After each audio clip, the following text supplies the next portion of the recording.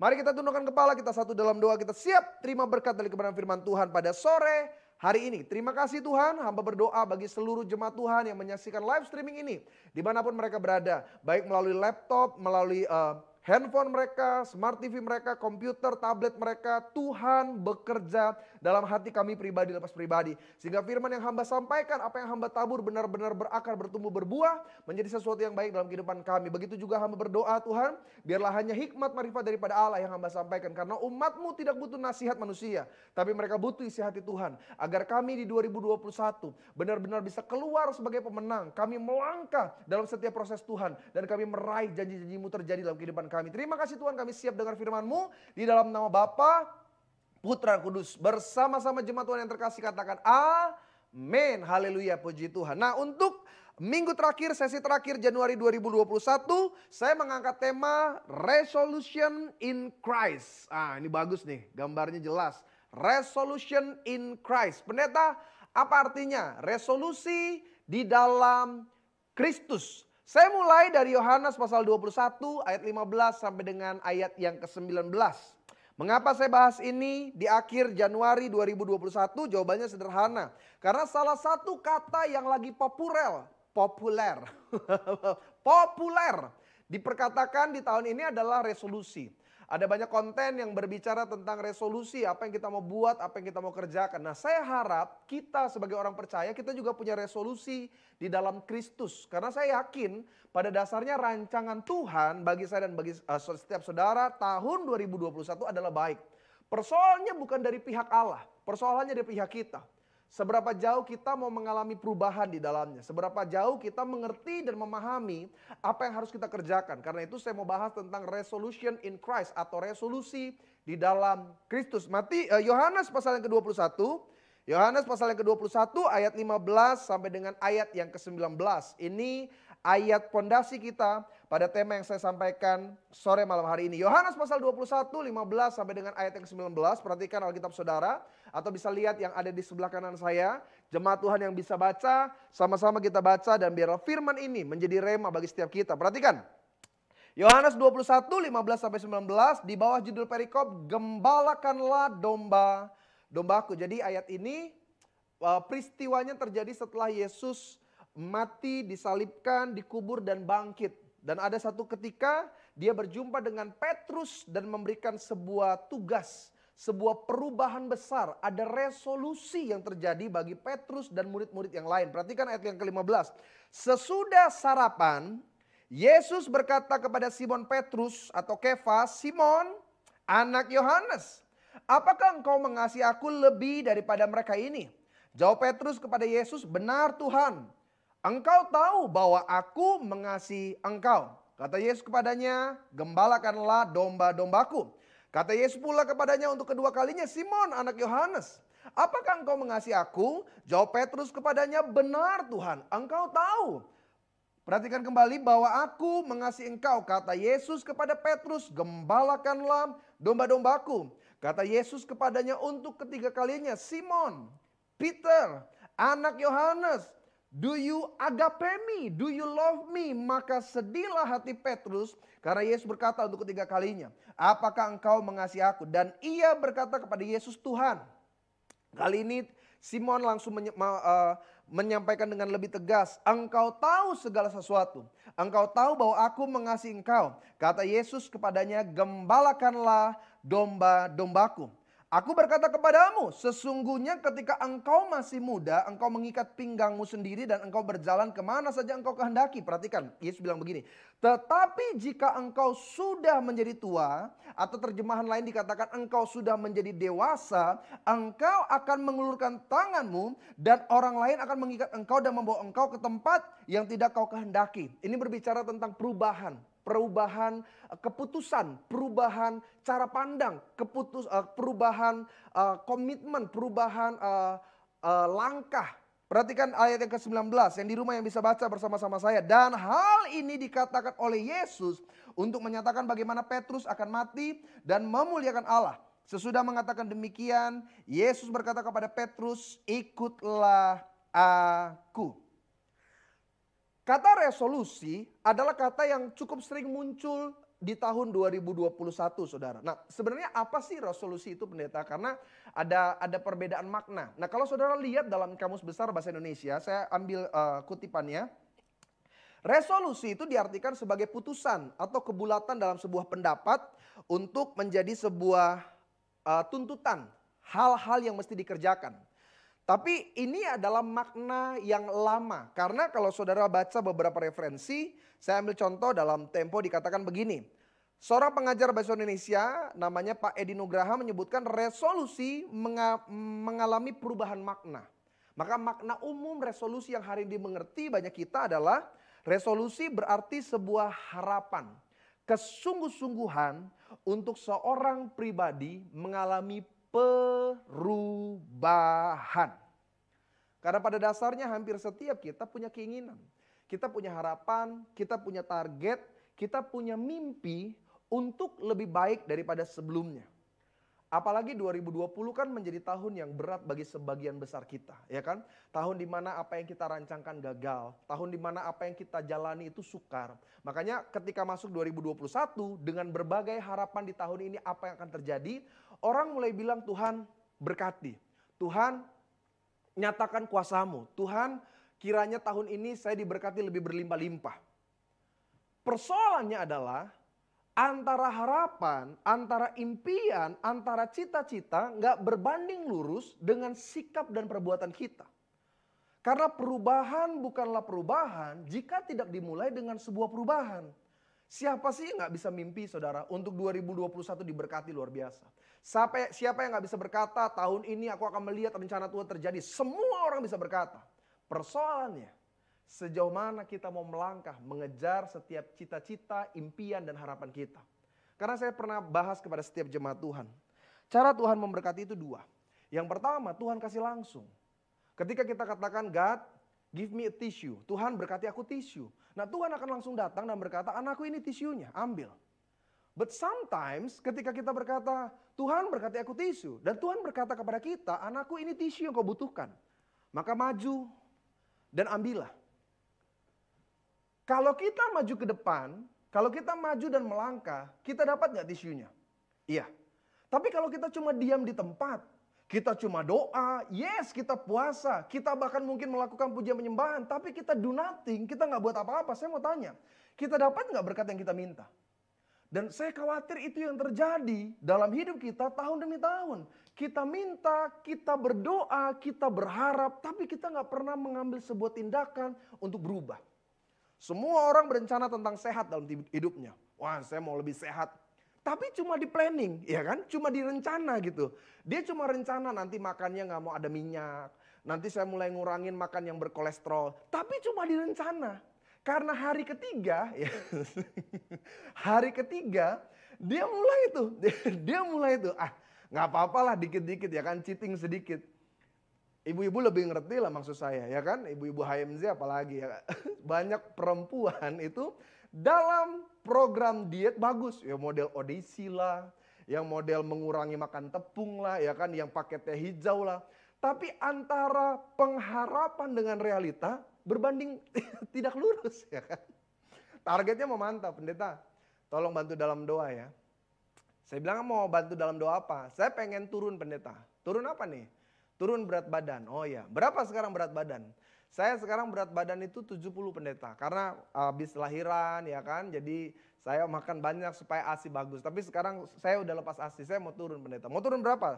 Ya target 65 lah ya kan, 5 kilo. Dia bilang pendeta dukung dalam doa. Saya cuman iyain aja, karena saya juga bingung mau doainnya gimana. Ya kan, coba misalkan saudara gemuk minta saya doain sebagai pendeta. Apa kata kalimat saya? Segala lemak-lemak di dalam tubuh ibu ini kami cabut, kami rontokkan. Kan nggak ada kan doa supaya orang kurus. Yang paling penting bukan doanya. Yang penting adalah niat dan perbuatannya. Banyak tuh kayak gitu, seminggu jalan, 2 minggu udah mulai stres ya kan. Karena biasa konsumsi makannya tuh pokoknya porsi tentara. Mulai dikecil-kecilin. Itu tuh mulai beban tuh. Aduh. Ya udahlah ya, suami saya juga nggak nuntut ya kan. Ya udahlah, Tuhan juga tahu lah, yang penting hati. Akhirnya semua harapan gagal. Makanya Pak, Bu, resolusi tinggal resolusi tanpa sebuah perbuatan. Nah saya mau saudara, 2021 ini dari awal saya tekankan, kita sama-sama lah bukan cuma jadi orang yang mendengar tentang berkat Tuhan atas hidup orang lain. Tapi kita setiap umat-umat Tuhan, kita adalah orang-orang yang bersaksi untuk berkata, saya mengalami janji Tuhan. Tapi dibutuhkan yang namanya sebuah perubahan, sebuah resolusi. Dan resolusi yang kita butuhkan adalah di dalam Kristus. Karena kalau enggak, kita cuma hidup dalam lingkaran setan nih, ya kan? Komitmen demi komitmen, mau jadi suami lebih baik, jadi istri lebih baik, jadi anak-anak muda lebih baik, jadi pelayan Tuhan lebih baik. Tapi cuma sekedar perkataan, tidak terjadi dalam kehidupan nyata. Sebenarnya rancangan Tuhan itu luar biasa. Yeremia pasal yang ke-29 ayat 11, jemaat Tuhan baca dan ingat. Saudara yang seringkali merasa, ya memang begini hidup saya. No, Alkitab katakan dengan jelas, sebab aku ini mengetahui rancangan-rancangan apa yang ada padaku mengenai kamu. Artinya saya dan saudara, ketika kita dalam kandungan ibu kita, bahkan Tuhan sudah punya rencana yang luar biasa. Dikatakan begini, demikianlah firman Tuhan, yaitu rancangan damai sejahtera, bukan rancangan kecelakaan, untuk memberikan kepadamu hari depan yang penuh harapan. Jebakan setan membuat kita nggak bisa mengalami resolusi. Sampai sini saudara paham nggak maksud saya? Seringkali kita merasa begini, ya memang realitas saya begini pendeta, saya orang miskin, saya orang yang nggak punya kekayaan. Ya bagaimana saya mau mengalami perubahan? Ini kan intimidasi setan. Setan mulai berkata, ya memang kamu orang berdosa kok. Memang kamu terikat dengan hal-hal yang kamu lakukan itu kok. Udahlah, emang ada orang yang jadi pendeta, ada yang cuma jadi jemaat. Kita terikat oleh satu konsep pola pikir bahwa ya udah memang begini saya. Tidak, Tuhan punya rencana besar saudara. Ya udahlah, saya nggak usah cerita contoh-contoh yang terlalu jauh lah. Gembala kita aja lah ya kan. Pak Pendeta Helmi kan bukan lahir dari keluarga kaya raya. Beliau bahkan setelah menikah masih hidup dalam keadaan kekurangan, masih dalam keadaan miskin. Saya pakai kata miskin ya, karena memang penghidupan ekonomi, tempat tinggal dan pola hidupnya tidak seperti orang yang punya uang. Tapi saudara bisa bayangin nggak kalau saudara nanti nonton jam 11, sesi jam 11 tadi Pak Gembala, jadi minggu lalu katanya Tuhan ingetin. Tuhan berbicara kepada Pak Gembala, coba yuk hitung lagi berkat apa yang sudah Tuhan berikan kepada hidup Pak Gembala. Pak Gembala mulai, tadi nanti nonton lah videonya. Dia mulai hitung, dia lihat aset dia apa segala macam. How come? Bagaimana bisa? Dari sangat amat kekurangan sampai sangat amat terberkati. Jawabannya sederhana. Karena rancangan Tuhan adalah damai sejahtera dan bukan kecelakaan.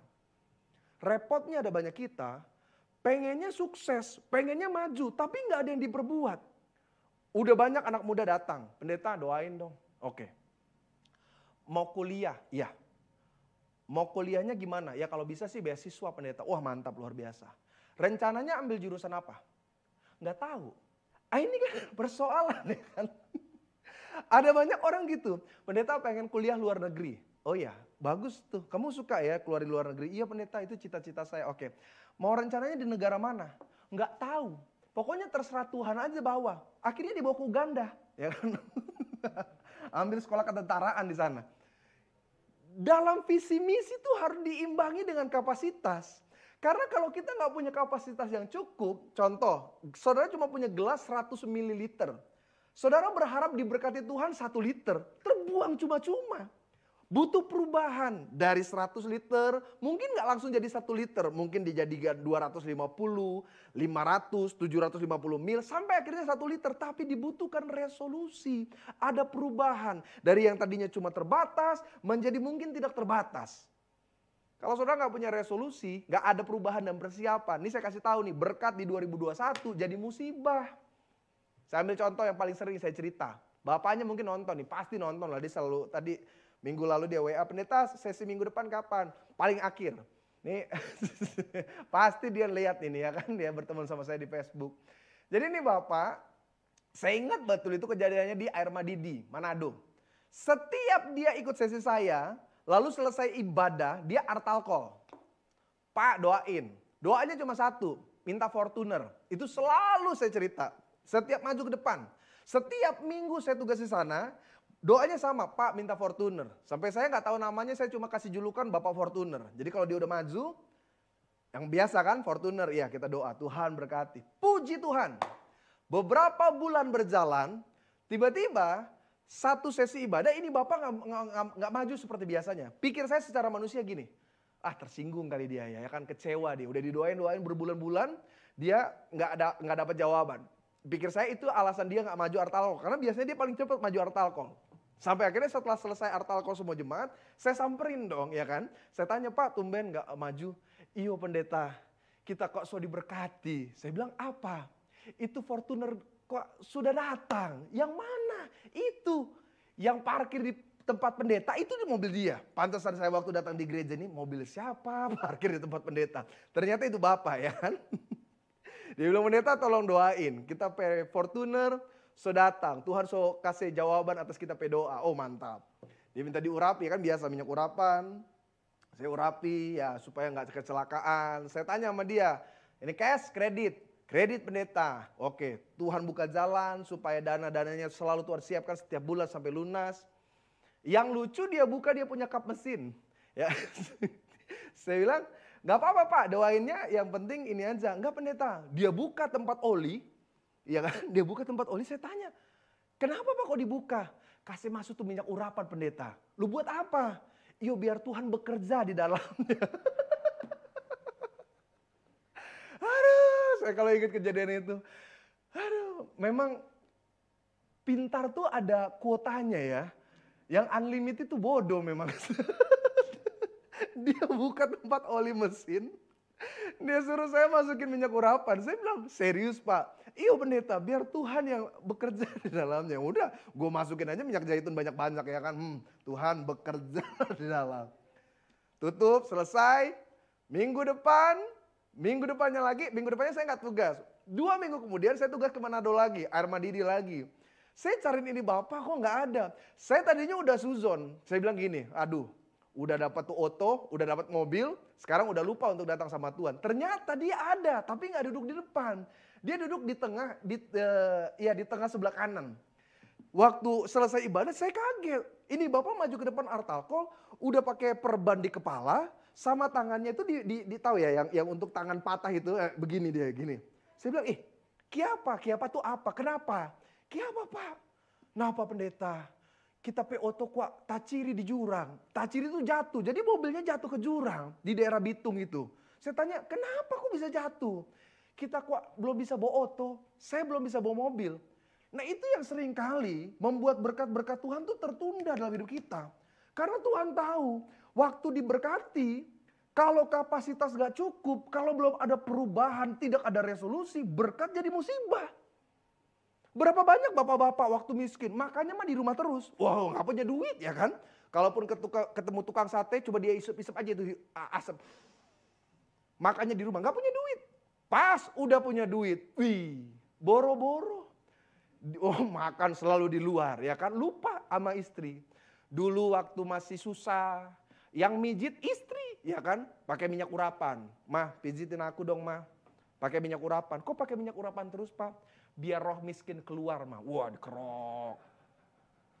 Itu waktu miskin. Waktu diberkati kaya tanpa ada resolusi dalam Tuhan. Yang pijit orang lain. Yang pijit. Iya lupa dia sama istri ya kan. Kenapa? Karena gak punya kapasitas. Nah ini yang saya khawatirkan di 2021. Karena Pak Gembala bilang begini. Tahun ini akan menjadi tahun pembalikan. Apa yang hilang, apa yang tidak kita miliki, apa yang tidak terjadi atau gagal akan Tuhan berkati di 2021. Dan semua jemaat termasuk saya pribadi, kita mengaminkan. Tapi ini yang harus saya tekankan, tanpa persiapan, tanpa kapasitas, semua akan jadi sia-sia. Lalu apa hubungannya pendeta dengan ayat yang tadi kita baca? Sederhana. Saudara ingat gak, sebelum Yesus ditangkap, dari 12 murid, ada satu nih, yang mulutnya ini paling congornya paling berani. Semua gak pernah ada janji apapun, cuma Petrus yang berkata, Guru, jika engkau ditangkap, jangankan dipenjara dengan engkau, mati bersama dengan engkau pun aku mau. Semua murid gak ada yang ngomong, kecuali Petrus. Sampai akhirnya, ketika ayam berkokok, waktu Yesus ditangkap dan diadili dengan cara yang tidak adil, perempuan bertanya, bukankah engkau salah satu kepada Petrus? Bukankah engkau salah satu dari murid Yesus? Apa kata Petrus? Bukan, salah orang kali. Orang tanya yang kedua kali, bukankah engkau salah satu dari muridnya? Dia mulai berkata, bukan, saya tidak mengenal dia. Yang lebih parah Alkitab katakan dengan lebih jujur. Orang tanya yang ketiga kali dan Petrus bukan hanya menyangkal. Tapi dia mulai mengutuk Yesus. Kita kan juga seringkali seperti itu. Janji kita kalau kita diberkati sukses akan perpuluhan. Pas udah sukses mulai berat nih bro. Dulu sih gaji cuma 1.100.000 dari 10% cuma 100.000 sih oke nih. Ini sekarang gaji nih udah mulai 100 juta nih. 10%-nya nih 10 juta nih. Aduh Tuhan. Tuhan, engkau Allah yang kaya raya. Tidak berartilah persembahan dan perpuluhanku Tuhan. Dan engkau tahu betapa banyaknya kebutuhan. Itu kita. Ada banyak orang kan dulu gitu. Tuhan kalau saya diberkati kendaraan, saya akan lebih rajin gereja. Pas punya, boro-boro, hujan sedikit. Mah, Pak, jadi gak kita gereja? Hujan mah lebih berat hujan. Padahal udah diberkati mobil. Kenapa? Karena kita gak punya kapasitas yang cukup. Saya gak tahu mimpi saudara apa. Saya gak tahu cita-cita harapan saudara punya target apa di tahun ini. Tapi ini yang saya mau katakan. Imbangi dengan kapasitas saudara. Supaya apa? Berkat-berkat Tuhan bukan menjadi bencana. Tapi menjadi alat untuk memuliakan nama Tuhan. Banyak kita tuh seringkali bilangnya begini. Kalau gue kaya, gue pasti akan nolong orang. Itu kata-kata yang paling sering kita dengar. Nolong orang itu gak butuh kaya, gak butuh berkelimpahan dulu saudara. Dimulai dari kesigapan, dimulai dari kemauan, maka tunjukkanlah perbuatan di dalamnya. Itu dimulai dari perkara kecil dan Alkitab janjikan perkara besar terjadi. Banyak kita di 2020 menjadi lebih egois. Kita ngerasa yang penting saya selamat dulu pendeta, yang penting saya dulu yang bisa ditolong, ya yang lain mah gampang. Ya orang yang memberi itu pasti mereka udah berkelimpahan. Banyak orang Kristen itu menjadi orang-orang yang cuma memiliki rasa kasihan, bukan belas kasihan. Saudara ngerti nggak bedanya? Kasihan dan belas kasihan. Setiap kita bisa memiliki rasa kasihan. Tapi belum tentu setiap kita punya belas kasihan. Kita lagi di mobil, lihat ada anak di tengah hujan lagi ngamen. Oh mana. Rasa kasihan ada, kita bilang, duh kasihan ya hujan-hujan gini ya, ngemis ya. Tapi cuma rasa kasihan. Itu anak nyanyi udah apa bebusa, nggak ada yang kita tolong. Kita cuma, duh kasihan ya. Tapi kalau belas kasihan bukan cuma rasa, tapi ada tindakan. Nah resolusi kita di dalam Tuhan itu seperti itu. Ada perubahan. Apa sih perubahan yang dibutuhkan dalam kekristenan kita? Yang pertama, gak usah ngomong hal yang besar-besar deh. Karakter. Sama-sama bilang sama saya perubahan atau resolusi dalam karakter. Karena hal yang paling membosankan dalam hidup manusia adalah penyakit GGD. Gitu-gitu doang. Orang yang bisnis, bekerja, berkarir, GGD, gitu-gitu doang, sulit sukses. Karena dia pikir ya udah, cuman inilah yang menjadi bagian dia. Kenapa orang bisa lebih maju? Kenapa orang bisa lebih sukses? Karena ada target yang mau dia kejar dan dia benar-benar melangkah untuk mencapai target itu. Tapi kalau gitu-gitu doang ya udah, ya cuman begini pekerjaan saya, cuma ini dagangan saya, nggak ada resolusi. Nggak ada pemikiran apa ya yang lebih harus saya kembangkan. Nah, itu bahaya saudara. Kalau orang kuliah GGD, gitu-gitu doang, susah lulus. Kuliah terus ya kan, dosen udah pada mati, masih kuliah dia. Dia cuma dapat gelar MA, mahasiswa abadi. Pacaran juga gitu, ya kan? Saudara lebih ngerti lah daripada saya. Kalau saya udah selesai melewati masa-masa pacaran. Pacaran yang GGD, gitu-gitu aja. Cuma hari Sabtu, ya kan jalan. Tapi itu ya, sampai umur 70 tuh pacaran terus. Karena gitu-gitu doang. Udah sampai tua, tidak ada nikah-nikah karena cuma gitu-gitu doang. Dalam kekristenan juga gitu saudara. Kristen saudara cuma GGD, gitu-gitu doang. Jauh dari mujizat. Coba lihat kesaksian-kesaksian luar biasa. Ada harga yang dibayar. Ada sesuatu tindakan yang dibuat untuk dia melihat perkenanan Tuhan terjadi dalam kehidupannya. Makanya yang pertama apa yang harus kita lakukan di 2021 sederhana. Karakter. Saudara gak butuh sekolah tinggi teologi. Saudara nggak butuh pemahaman firman yang mendalam untuk mengubah karakter. Karakter itu sebuah keadaan di mana setiap kita memilikinya. Setiap kita pasti punya karakter. Persoalannya adalah karakter kita seringkali terbentuk oleh keegoisan. Oleh kemauan kita untuk melakukan dosa. Oleh keinginan-keinginan duniawi kita. Tapi di dalam Tuhan harus ada resolusi. Saya nggak mengharapkan sebuah perubahan yang 180 derajat, no. Mulai dari hal-hal yang kecil aja Pak. Dulu kita kalau kaget ngomongnya kotor ya kan. Kalau ngomong tuh monyet lu ya kan. Ular lu ya mulai diganti. Diganti mungkin lebih aduh Puji Tuhan, ya kan? Itu aja dulu lah. Saya nggak berharap sesuatu yang besar terjadi dalam kehidupan orang percaya kok. Saya nggak berharap sesuatu yang langsung berubah dan berbeda gitu. Oh, dulunya kita nggak pernah doa, tiba-tiba dari pagi sampai malam doa, enggak. Dari hal-hal yang sederhana aja. Dulunya saudara nggak pernah mau baca firman, mungkin cuma 1 ayat saja. Nggak usah deh, nggak usah 1 hari sekali. Mungkin 3 hari sekali aja dulu dimulai dari kayak gitu. Tapi mungkin dari yang kecil, itu akan memberikan sebuah perubahan yang besar. Ya kan?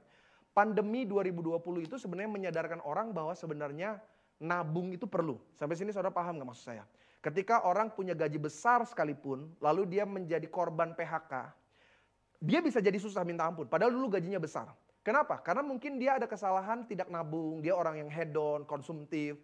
Tapi mungkin setelah pandemi, melewati 2020 masuk 2021, ada nih resolusi nih, nabung. Nabung itu buat orang yang gak punya karakter nabung, susah minta ampun. Karena ada orang yang punya prinsip, ya selama ada uang nikmati aja. Itu firmannya jelas tuh, kesusahan hari ini cukuplah untuk hari ini. Esok ada kesusahannya sendiri. Nah, itu orang yang gak suka nabung tuh pakai ayat itu. Tapi ketika dia mengalami resolusi, kesadaran untuk berubah, dia nggak perlu langsung nabung 50% pendapatannya dia ditabungkan. Enggak, mulai dari yang kecil aja. Mungkin dia sisihkan 50.000, 100.000. Tapi dari yang kecil ini yang seringkali Tuhan hargai dalam kehidupan kita. Iya Pak, mulai berubah aja. Dulu nih Pak. Kalau marah gitu kan, anjing lu. Sampai anjing nanya, kenapa sih saya dipanggil terus? Setiap kamu berantem, saya bahkan gak pernah sebut nama Bapak kalau saya berantem. Ya kan? Tapi mungkin hari ini mulai diganti, ya kan? Lebih sederhana aja. Kalau dulu gampang tuh ngomong tuh anjing, babi, ya kan? Mungkin diganti jadi kelinci kamu, lebih imut, ya kan? Lebih apa ya? Lebih lucu gitu. Hamster kamu. Aduh pendeta, tapi betul. Saya berharap nih setelah nanti kita udah ada ibadah tatap muka, kan kita kan pengen dong saling ngobrol, konseling. Saya pengen tuh Pak, ibu-ibu bilang begini, Pak, sejak kamu ikut-ikut ibadah streaming online GBHMJ, Mama tuh bingung, Papa tuh manusia atau malaikat. Ah itu kan wah, saya nggak mau sampai nanti ketemu sama jemaat, istrinya bilang, pendeta, saya tuh bingung, suami saya tuh manusia atau setan, saya nggak ngerti pendeta. Mulutnya kasar, perlakuannya kasar. Jangan. 2021 ada resolusi sama seperti Petrus. Makanya sebelum Yesus memberikan perintah, apa yang dimulai? Karakter. Yesus bertanya 3 kali. Do you agape me? Yesus nggak langsung bilang begini, Petrus, udah berapa pasal yang kamu baca? Udah berapa ayat yang kamu pahami? Udah ngerti cara teknik hermeneutik, cara berkhotbah? Yesus nggak bicara apa-apa. Yesus mulai dari karakter hati. Do you love me? Do you agape me? Ketika Petrus berkata, Tuhan engkau tahu segala sesuatu. Aku mengasihimu. Maka demikianlah resolusi membawa perubahan besar kepada Petrus. Dulu Petrus malu mengakui Yesus. Tapi ketika dia bertemu dengan orang lumpuh. Orang itu berkata, tolonglah aku. Apa kata Petrus? Seorang yang tadinya malu mengakui Yesus. Karena resolusi karakter. Petrus berkata, emas dan perak tidak ada padaku. Tapi demi nama Yesus, nama yang berkuasa di atas kolong langit dan di bawah bumi, berdirilah mujizat terjadi. Seorang pengecut, seorang yang tadinya bahkan sudah kembali kepada kehidupan lamanya. Kan Yesus sudah bilang di pasal-pasal awal, engkau akan menjadi penjala manusia dan bukan penjala ikan. Tapi setelah Yesus mati, Alkitab mengatakan Yesus menemui Petrus di Danau Tiberias. Sedang apa? Sedang mancing ikan lagi. Karena Petrus mungkin pikir, ya saya mah bukan siapa-siapa. Saya bukan seorang yang berarti. Di mana saya juga pernah menyangkal Yesus. Tapi buat Yesus bukan masa lalu kita yang penting. Selama engkau punya niat untuk berubah. Di situ ada pertolongan, penyertaan, dan perlindungan Tuhan terjadi dalam kehidupan kita sebagai orang percaya. Mari saudara. Saya nggak tahu apa yang kita lakukan, yang saudara lakukan di 2020. Tapi saya mau yakin bahwa di tahun ini pasti akan ada hal yang baik. Sama-sama bilang sama saya, engkau yang di rumah, di perjalanan, siapapun saudara katakan, kita harus berubah. Amin. Pak, kalau di sebelahnya ada istri bilang gini, Mah, kita berubah ya. Bilang kok diem aja, bilang. Saya tungguin. Udah? Udah sekarang ibu juga bilang sama bapak, makanya lu berubah Pak. 2021 harus ada resolusi, harus ada perubahan. Saya mau setiap kita lebih baik. Hal-hal yang berubah itu sebenarnya mendatangkan perkenanan Tuhan. Dengar tadi gembala cerita 20 tahun yang lalu, kebiasaan dan aktivitas beliau itu ke puncak, nanti dengar sendiri ya, sering ke puncak Sabtu Minggu, lalu ngapain? Saya waktu tadi nonton sesi Pak Gembala deg-degan juga saya, karena dia taruh di atas meja contoh itu 3 instrumen, kartu remi, ada bir angker, dan ada kacang. Waktu kan Pak Gembala tadi contohin, pertama dia ambil kartu, dia kocok ya kan, dia bilang lagi, tunggu saya mau tes, masih bisa kocok kartu gak? Saya udah deg-degan juga tuh ternyata dia kocok kartunya, dia bagi lagi. Ada duit ya kan, dia tunjukin duit tuh, dia tunjukin yang rupiah, Pak Gembala bilang kalau nggak ada rupiah pakai dolar Singapura. Wih. Ada yang nonton tuh terberkati, ada yang setengah keki, kayak gimana sih uang itu ya kan? Gitu. Terus abis itu Pak Gembala, beliau bilang begini. Yang kedua, abis sambil main kartu judi, sambil minum bir, dia buka dong itu.